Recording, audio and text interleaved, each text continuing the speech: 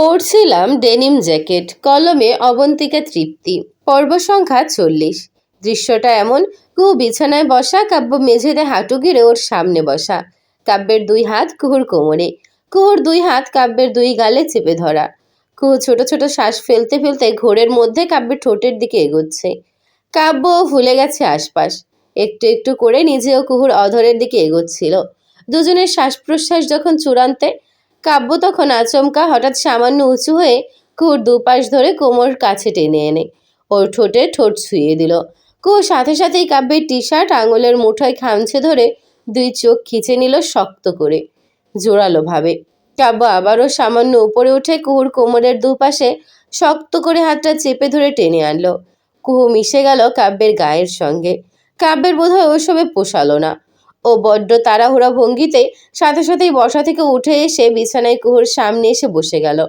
অথচ এতক্ষণে একবারের জন্য কুহুর অধরটুকু ছাড়ার প্রয়াস করেনি, বরং আরো জোরালো তীব্র অধিকার দেখিয়েছে। কুহু, কুহেলিকা সিদ্দিক কুহু একটা টিনেজ মেয়ে ছিল। কাব্যের স্ত্রী হয়েছে যোজন। কাব্যের সাথে তার এই প্রথম ঠোঁট চুমো। পুরো ব্যাপারটা যে ঠিক কতটা মাদকতা ঢেলেছে সেটা একজন উন্মাদ প্রেমিকই বোধহয় আন্দাজ করতে পারবেন। ওদিকে আজ নিজের হুঁশ খুইয়ে বলতে গেলে কুহু পাগলের মতো বারবার কাব্যের দুগাল চেপে ধরে ওর গায়ের সাথে মিশে যাচ্ছে। কাব্য কুহুর পাশে বিছানায় বসে কুহুকে আবারও কোমরে হ্যাঁচকা টানে ওকে নিজের সাথে মিশিয়ে আবার অধিকার দেখালো, ছুলো। ওরা দুজনে অজানা ঘোরে তখন হারিয়েছে সবে। কুহু কাব্যের টি শার্টের বুকের কাজটা খামছে ধরে চোখ খিচে আছে পুরোটা সময়। কাব্য ওদিকে বড়ই বেচারা, হুঁশ জ্ঞান খুইয়ে বিশ্রী এক পরিস্থিতি তার। ও আচমকা কুহুর শরীর থেকে পরনের ওড়না টেনে টুটে ছুঁড়ে ফেলে দিল মেঝেতে। কুহুও তাতে উস্কে গেল হঠাৎ। কাব্যের টি শার্ট খুলে ওঠানোর চেষ্টা করতেই কাব্যর হাত চেপে ধরে আটকে পুনরায় কাছে নিয়ে এলো, আরো আরো কাছে। কুহু সুযোগ পেল না, আর কাব্যকে সেই সুযোগ না দিয়ে আলগোছে বিছানায় শুইয়ে দিল। ভীষণ ডেসপারেটলি চুমু খেয়ে যাচ্ছিল ওরা দুজন একে অপরকে। কাব্য চুমু খেতে খেতে কুহুর পরনের জামাতে হাত রাখলো তাড়াহুড়ো ভঙ্গিতে। তারপর তারপর হঠাৎ টেবিলের উপর রাখা কাব্যের ফোনটা বেজে উঠল আচমকা এমন বাজখাই আওয়াজে। ব্যাস, বেচারা কাব্য সুযোগ পেল না। কাব্য কুহু দুজনেই ঘোর ভাঙে যা সাথে সাথেই। কাব্য ধীরে ধীরে সরে এলো কুহুর থেকে, চরম বিতৃষ্ণা নিয়ে টেবিলের উপর বাজতে থাকা ফোনের দিকে তাকালো। মাথাটা তখনও কুহুর গলার দিকে হেলিয়ে রাখা। কুহু তখন পুরোটাই হতভম্ব। পুরো ব্যাপারটা ওর নিজের মাথাতেই প্রসেস করতে পারছে না। এটা এটা কি হলো? চুমু? কুহু নিজে থেকে। লজ্জায় রাগে কুহুর কান্না চলে এলো এক প্রকার। অথচ কাব্য সব দেখতে পেল না, লক্ষ্য করলো না কুহুর টলমল চোখের চাহনি। ফোনটা বাজতে বাজতে এক সময় থেমে গেল, কিন্তু পেরিয়ে যাওয়ার সময়টুকু ফিরে পাওয়া হলো না যে। কাব্য ফোনের থেকে চোখ সরিয়ে ধীরে ধীরে মাথাটা নামিয়ে কুহুর দিকে তাকালো।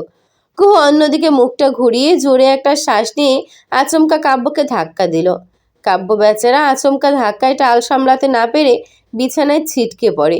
কুহু দ্রুত ঠোঁট হাতের তালুতে মুছতে মুছতে উঠে বসলো। তারপর পাগলের মতো মেঝে থেকে ওর ওড়না কুড়িয়ে সরিয়ে জড়িয়ে নিয়ে অন্যদিকে মুখটা ফিরিয়ে লম্বা লম্বা শ্বাস ফেলে বারবার ঢোক গিলছে। ভুলেও বিছানায় শুয়ে থাকা কাব্যের দিকে তাকাচ্ছিল না। অথচ কাব্য বিছানায় শুয়ে শুয়ে কুহুর দিকেই তাকিয়ে আছে, অপলক, চরম উন্মাদের ন্যায়। বেচারা স্বামী কাব্য নিজে তখনও এতক্ষণ কি হয়েছিল সেটা প্রসেস করতে ব্যস্ত। এতক্ষণ মনে হচ্ছিল কোনো এক ঘোরেই ছিল। কি ছিল এটা? ওর মাথায় এখনো ক্যাচ করতে পারছে না। এসব হলোটা কি? Kiss? It was a kiss? Really kiss ছিল এটা? A leap kiss? কাব্যের লাইফের প্রথম ঠোঁট চুমো। কুহুর শরীর কাঁপছে, আত্মা অসম্ভব ধুকপুক করছিল। ও আর চোখে কাব্যের দিকে একবার চেয়ে দেখতেই দেখে কাব্য ভ্রুচিয়ে ওকেই দেখছে, চোখ দুখানা ভীষণ নম্র, শান্ত। কাব্য কুহুর টলমলে চোখ দেখে দীর্ঘশ্বাস ফেলে বিছানা থেকে উঠে কুহুর হাত ছুতে যাবে, তার আগেই সাথে সাথেই কুহু আঁতকে উঠে মুখ সরিয়ে নিয়ে এক দৌড়ে বেরিয়ে গেল ঘর থেকে। কাব্য শান্ত মলিন চোখে কুহুর যাওয়াটা দেখল। পরপর মাথাটা নামিয়ে মলিন কণ্ঠে বিড়বিড় করে নিজেকে, দ্য ফার্স্ট কিস? রিয়েলি? কাব্যদের ফ্ল্যাট, সকালের দৃশ্যের পর। সেদিন সারাদিন কুহুকে একবারের জন্য কাছে পাওয়া গেলই না। একবারের জন্য কাব্যের চোখের সামনে অবধি এলো না। কুহু সারাদিন এটা সেটা বাহানা করে শামিমার ঘরেই থেকেছে। লাঞ্চের সময়টায় দেখা গেল রান্নাঘরে এটা ওটা আনার ভান করে থেকেছে, আর কাব্য খাওয়া শেষ হওয়ার পরেই খেতে বসেছে। বেচারা কাব্য কি করবে? কুহু লজ্জা পেয়ে কাছে আসছে না, নাকি রাগ করে আসছে না, ওর মাথাতেই আপাতত এইটুকুই ঢুকছে না।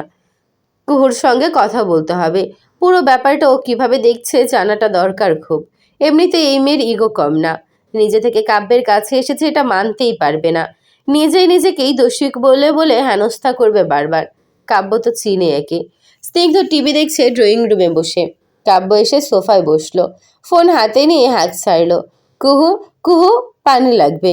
কুহু রান্নাঘরেই ছিল, জবাব দিল না কাব্যের কথাতে। ওদিকে কাব্য সেটা বুঝতে পরপর দুবার চাইল পানি। শামীমা কাব্যের এমন হাঁক ডাক শুনে রুম থেকে বেরিয়ে রান্নাঘরে এলেন। কুহু শামীমাকে দেখে তাড়াহুড়ো করে পানি ঢাললো গ্লাসে। শামীমা এসে বললেন ও পানি চাচ্ছিল। নিয়ে আয় দ্রুত, বেশি পিপাসা পেয়েছে মনে হয়। আমি ভাবলাম রুমে তুই শুনিসনি, তাই এলাম। দিয়ে আয় দ্রুত বলে শামীমা আবার চলে গেলেন। কুহু কি করবে এখন? কাব্যের সামনেই পড়তে চাইছে না ও। কুহু তারপর পানির গ্লাস নিয়ে কাব্যের থেকে অনেকটা দূরে একটা টেবিলের উপর রেখে চুপচাপ চলে গেল আবার। অথচ কাব্য ভেবেছিল কুহু তো এখানেই আসবে পানি দিতে, কিন্তু এলো না। তাই দেখতেও পেল না। আরেকবার পানির জন্য হাত ছাড়তে যাবে, দেখা গেল ইতোমধ্যে পানির গ্লাস স্নিগ্ধের হাতে। কাব্য ভ্রু কুচকালো। পানি কে দিল? স্নিগ্ধ টিভিতে মুভি দেখতে দেখতে জবাব দিল ভাবি। কাব্য অবাক হলো, কখন দিল? স্নিগ্ধ জবাব দিল ওই টেবিলের উপর রাখা ছিল, একটু আগে দিয়ে গেছে। নাও খেয়ে নাও। স্নিগ্ধ পানির গ্লাসে এগিয়ে দিতেই কাব্য উঠে গেল সোফা থেকে। লাগবে না, পিপাসা চলে গেছে। কঠিন স্বরে কথাটা বলে সোফার ওপর থেকে জ্যাকেটটা হাতে তুলে বেরিয়ে গেল ফ্ল্যাট থেকে। নিচে কজন ছেলে পেলে এসেছে ক্রিকেটের জন্য, ফিরে এসে বসবে না হয় চূড়ান্ত জিটার সাথে। বিকেল হতেই কায়া এসেছে কুহুর সিলেট যাবার ব্যাগটা গুছিয়ে দেবার জন্য। সঙ্গে লুকিয়ে চুরিয়ে কিছু একটা এনেছেও, কিন্তু কুহুকে কি করে দেবে বুঝতে পারছে না। আর দেওয়াটা কি আদৌ ঠিক হবে? বড় বোন হয় শত হলেও, কিন্তু ও এসবে না দিলে আর কেই বা দিবে? শাইরিন আপুকে ইনিয়ে বিনিয়ে লজ্জার মাথা খেয়ে বলার পরও শাইলিন সোজা মানা করে দিয়েছে। বেচারি কুহুকে ভয় পায়, আর এসব অশ্লীল কাজে হেল্প করলে কুহুর মায়ের খাওয়ার সম্ভাবনা আছে। আর সেখানে কাব্য জড়িত ব্যাপার হলে তো শাইলিনের রক্ষেই নেই। তাই বেচারি কায়াই বাইরে গিয়ে সেটা কিনে এনে কাব্যর ফ্ল্যাটে এলো। কাব্য তখনও বাইরে। ক্রিকেট খেলে একেবারে সিলেটের জন্য টুকটাক শপিং করে তারপর ফিরবে। কায়া এসেছে কুহুর রুমে। কুহুকে দেখে চা বানিয়ে নিয়ে এলো দুজনের জন্য। কায়া তখন কুহুর ড্রেস সিলেক্ট করছে, কি কি পরবে সিলেটে সেসব। আজ কুহু ভীষণ চুপচাপ। কায়া আলমারির সামনে দাঁড়িয়ে একটার পর একটা জামা দেখছে, ব্যাগে ঢুকিয়ে আবার বের করছে, আবার কুহুর সামনে এনে ট্রায়াল দিয়ে দেখছে। ভীষণ চিন্তিত কায়া এ ব্যাপারে। সিলেটের পুরোটা সময় কুহুকে বেস্ট দেখাতেই হবে, অথচ কুহুর এসবে কোনো হেলদোল নেই। ওর মাথায় তখনও ঘুরছে কাব্যকেও নিজে থেকে ছুঁয়েছে, চুমু খেয়েছে ওরা। কুহু নিজের থেকে এ লাই দিয়েছে স্বামী কাব্যকে। কায়া তখনও আলমারির সামনে দাঁড়িয়ে চিন্তিত ভঙ্গিতে একটার পর একটা জামা দেখিয়ে বলে যাচ্ছে, আচ্ছা এই লালটা ভালো, কাব্য ভাইয়ের মেরুন বা লাল টাইপস কোনো টি শার্ট বা শার্ট আছে? কাপল জামা পেয়ার করে পরবা তোমরা, ভালো দেখাবে কিন্তু। কুহু জবাব অবধি দিল না। ও চা খেতে খেতে ভেবে যাচ্ছে আজ সকালের সিন কি ছিল ওটা। কুহু নিজে থেকে এগিয়েছিল, এটা ভেবেই লজ্জায় কুহু শেষ হয়ে যাচ্ছে। নিজেই নিজেকে গালি দিল আবারও। কেন এগিয়েছিলি তুই ছাগল? সারাক্ষণ কাব্য ভাইয়ের কানের কাছে প্যানর প্যানর করে নিজেই সব ভুলে গেলি, ডিল ব্রেক করে ফেললি। হতচ্ছাড়া, এখন কাব্য ভাই আরও লাই পেয়ে বসবেন। আর কথার লাগাম ওটা তো ভুলেই যাও। অসম্ভব লজ্জা আর নিজের উপর রাগে দেখা গেল কুহু চায়ের কাপটা ঠাস করে টেবিলের উপর রাখলো। কায়া কাপড় দেখছিল। আচমকা কুহুর করা এমন শব্দে চমকে উঠল রীতিমতো। কুহুর দিকে ফিরে তাকাতেই দেখলো কুহু ধপধপ পায়ে বাথরুমে ঢুকে পানি দিচ্ছে চোখে মুখে, আর বারবার ঘষে ঘষে ঠোঁট মুছছে। কায়া অবাক, দৌড়ে এগিয়ে গেল। কুহুপো, কি হয়েছে? ঠোঁটে গরম চা লেগেছে? কুহু বারবার ঠোঁট ডলতে ডলতে এক প্রকার কাদো কাদো হয়ে গেল। বলে যায় ব্লান্ডার হয়েছে। হতচ্ছাড়া আমি, তর সয়নি তাই আমি পরপর থেমে গেল। এসব কায়াকে কি বলে যাচ্ছে ও? মাথা তুলে কায়ার দিকে তাকাতেই দেখে কায়া হাঁ করে কুহুর দিকে চেয়ে আছে, ওর এই কথার মানে বের করার জন্য। কায়ার এমন চাহনি দেখে কুহু থমথম খেয়ে গেল। পানির ট্যাপ বন্ধ করে অপ্রস্তুত হয়ে থেমে থেমে বলল, ড্রেস সিলেক্ট করা শেষ? আর কাপল ড্রেসের নাটক করা লাগবে না, একটা চুজ করে দে আমার জন্য, ওনারটা উনি করে নেবে। ও ওকে। কায়া আবারও ফিরে এসে তাড়াহুড়ো করে আলমারি থেকে কাপড় বের করে লাগেজে ঢুকালো। কুহু বাথরুমের দরজা আটকে ধীরে ধীরে পায়ে এসে বিছানায় বসলো। বিছানায় বসে আবার ভাবতে বসছে ওসব। বুকটা এখনো কাঁপছে নির্লজ্জের মতো। এখনো কাব্যের ঠোঁটের স্পর্শ যেন অনুভব করতে পারছে। মনে হচ্ছে কাব্য এখন ওর খুব কাছে। কাব্যর হাত ওর কোমরে, ওর হাত কাব্যর ছিছি। কুহু সাথে সাথেই নিজের ভাবনাতে লাগাম টানলো। কায়া এক সময় লাগেজ গোছানো শেষ করে হাতের প্যাকেটটার দিকে তাকালো। এখন এটা কি করবে ভাবছে। কুহুকে কি দেখাবে? যদি রাগ করে, কি মনে করে? কায়া চুপচাপ প্যাকেটটা থেকে জিনিসটা বের করে লাগেজের এক কর্নারে রেখে দিল। গিয়ে না হয় ওখানে লাগেজ খুলে দেখবে। এখানে দেখিয়ে ওর মায়ের খেয়ে লাভ নেই। এমনিতেই কুহুর মন মেজাজ আজ কেন যেন ভালো ঠেকছে না। কিছু একটা মনে হয় আবার ঘটছে। তবে এ আর নতুন কি? কাব্য ফিরেছে। এসেই নিজেদের রুমে নক করলো। কায়া কাব্যের গলা শুনে সাথে সাথে লাগেজের চেন টেনে লাগিয়ে দিল। অথচ কায়ার হাত লেগে যে ভুলবশত ফিনফিনে সিল্কের নাইটিটা বিছানার পাশে মেঝেতে পড়ে গেছে লাগেজ থেকে, বেচারি সেটা দেখেনি। কপালে শনি নাচছিল সম্ভবত, মায়ের খাবে সেজন্য। কাব্য রুমে ঢুকতেই কুহু আর চোখে ওর দিকে তাকালো। কাব্য ওকে দেখলো। পরপর কায়াকে দেখে বলল, হ্যালো কায়া, কখন এলে? স্নিগ্ধ তো বাসায় নেই। কায়া লজ্জা পেল সম্ভবত। ভাসুরের মুখে এমন কথাতে কায়ের মাথা নেমে এলো। জবাবে বলল, কুহুপুর লাগেজ গোছাতে এসেছি ভাইয়া। কাব্য আর চোখে কুহুর দিকে তাকালো। দেখে কুহুই তাকিয়ে আছে। কাব্য তাকাতেই কুহু সাথে সাথে চোখ সরিয়ে চায়ের কাপ গুছিয়ে ট্রে নিয়ে চলে যাবে।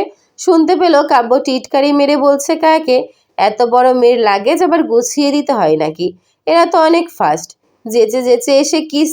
সাথে সাথে কুহু ট্রে রেখে আতঙ্কে চেঁচিয়ে উঠে গলার জোরে, চুপ চুপ, জাস্ট স্টপ। কাব্য আচমকা কুহুর এমন চেঁচিয়ে ওঠাতে ভ্রু উচিতে তাকায়। কায়া ফেল ফেলে চোখে ওদের দুজনকে দেখলো। এদের কথাবার্তার আগামাথা কিছুই তো বোঝা যাচ্ছে না। ওদিকে কুহু পুরাই এলোমেলো। ট্রেটা জোর করে কায়ের হাতে ধরিয়ে দিয়ে পরপর কায়ের দিকে ফিরে জোরে জোরে শ্বাস ফেলে বলল, তুই যা, বেরো তুই। বাকিটা আমি আমি গুছিয়ে নেব। গো। কায়া হাঁ করে একবার কুহুর ধরিয়ে দেওয়া ট্রেটার দিকে তাকালো, পরপর কুহুর দিকে। কুহু এলোমেলো শ্বাস ফেলতে ফেলতে কায়াকে টেনে এনে বের করে দিয়ে দরজা লাগিয়ে দিল। কায়া হাঁ করে তখনও দরজার দিকে চেয়ে আছে। কায়া বেরিয়ে যেতেই কাব্য কুহুর দিকে তাকিয়ে বড্ড আফসোস নিয়ে বলল, বাকিটা বলতেই দিলি না, সো ব্যাড। বলে কাব্য হেঁটে লাগেজের দিকে এগোলো। কুহু চেতে উঠে গর্জন করে আঙুল উঁচিয়ে বলল, দেখুন সকালে যা হয়েছে। আরে এটা কি? কাব্য বাকিটা শোনার আগেই নিচে ঝুঁকলো। পরপর লাল রঙের ফিনফিনে নাইটিটা হাতে তুলে চোখের সামনে মেলে ধরতেই কুহুর নিজের চোখেই যেন কোটর থেকে বেরিয়ে আসার উপক্রম। ইয়া খোদা, এটা এটা কোথা থেকে এলো? ওদিকে কাব্য একটা শুকনো ঢোক গিলে কাপড়টার দিকে একবার চেয়ে আবার আহাম্মক হয়ে কুহুর দিকে তাকালো।